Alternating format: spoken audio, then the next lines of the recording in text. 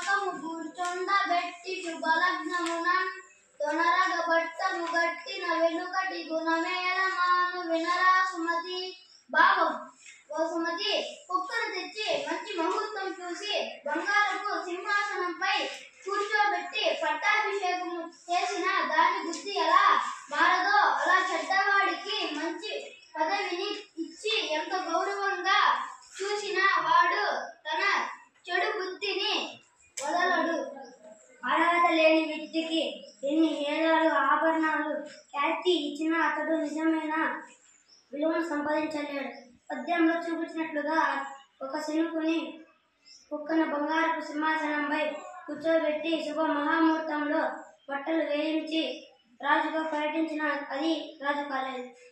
ఎందుకంటే ఆ సుందరానికి రాజుగా ఉండడానికి అవసరమైన నాయకత్వం గుణాలు ఏమీ లేవు. సత్పురుషుడితో కలిసి ఉంటే గంగానది వలన, చంద్రుడి వలన, కాలవృక్షం వలన వచ్చేటువంటి ప్రయోజనం, కల్పవృక్షం వలన వచ్చేటువంటి ప్రయోజనాలన్నీ వస్తాయి. అంటే మంచి మనిషితో కలిసి తిరిగితే మనకున్న చెడు స్వభావం కూడా పోతుంది.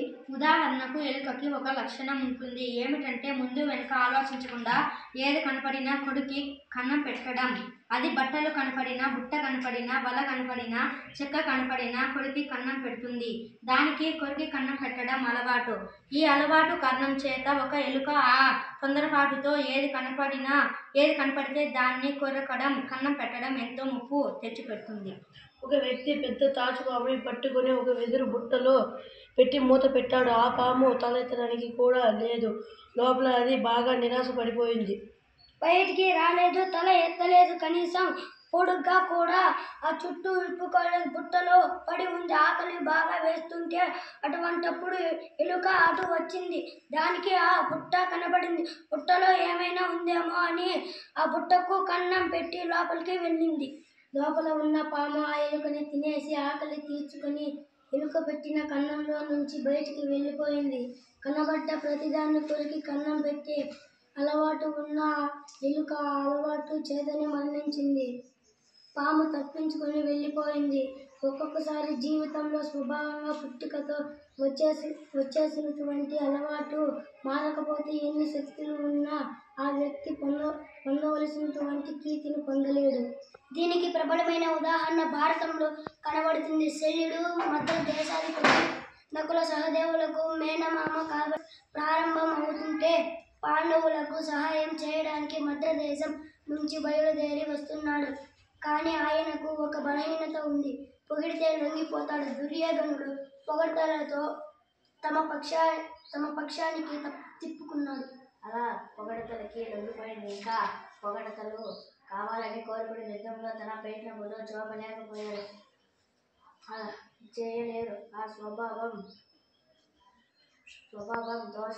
పెద్దలో పదవిలో కూర్చొని పెద్దలు మంచి పనులు చేయలేరు. ఆ స్వభావం మార్చాలంటే సత్పురుషులతో కలిసి తిరగాలి. మంచి వాళ్ళతో స్నేహం చేయాలి. మంచి వాళ్ళు రచన పుస్తకాలు చదవాలి. మంచి మాటలు వినాలి. అప్పుడు మనకున్న దోషం పోతుంది. అప్పుడు ఇలా స్థానంలో పుట్టిన బుద్ధికి వస్తుంది. గట్టిగా నీటితో స్నానం చేస్తే తుప్పు పట్టి ముక్కుతుంది. అదే అగ్గితో కలిస్తే ఒంటి ఏ ఆకారం కావాలంటే ఆ ఆకారం మారి ఉపయోగపడే పనిముట్లు అవుతుంది. కనుక మంచి సమాసాలు చేసి పుట్టుకతో స్వభావం దోషాలు దిద్దుకొని కీర్తివంతులై ఓకే, చక్కగా చదివినారు. ఇంకా బాగా స్పష్టంగా చదవాలి. మీరు మీ ఈ వీడియోని గ్రూప్లో ఉన్నటువంటి మీ పేరెంట్ చూసి ఎవరు ఎన్ని లైక్లు ఇచ్చినారంటే ఆ గ్రూపు విన్ అయినట్లు అనమాట. అర్థమైందా? ఇంకా చక్కగా నెక్స్ట్ చెప్పేదాన్ని ఇంకా స్పష్టంగా బాగా చదివేదానికి ఇంకా ప్రయత్నం చేయాలి. ఓకేనా?